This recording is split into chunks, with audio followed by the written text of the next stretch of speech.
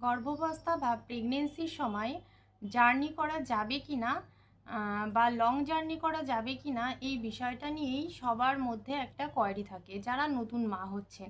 সবার আগে যারা নতুন মা হচ্ছেন তাদের জন্য অনেক অনেক অভিনন্দন।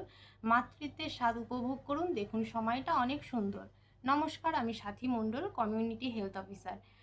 দেখুন, প্রেগনেন্সির সময় জার্নি করা যাবে কি না এটা সত্যি একটা জানার বিষয়। কিন্তু আমরা যেটা বলে থাকি যে প্রথম ৩ মাস এবং লাস্ট ২ মাস জার্নিটাকে অ্যাভয়েড করাই ভালো। কারণ প্রথম ৩ মাস এবং লাস্ট ২ মাস জার্নি করলে কিন্তু মিসক্যারেজ বা গর্ভপাতের সম্ভাবনা থাকে, বা বিভিন্ন রকম ব্লিডিং বা বিভিন্ন মায়ের অসুবিধা তৈরি হয়। যেমন মায়ের পা ফুলে যাওয়া বা মায়ের ভমিটিং টেন্ডেন্সিটা বেড়ে যাওয়া।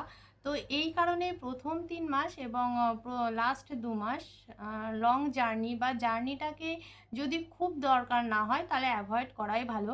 আপনি মাঝখানে টাইম স্টার মানে সেকেন্ড টাইম স্টারে জার্নি করতেই পারেন, কোনো অসুবিধা নেই।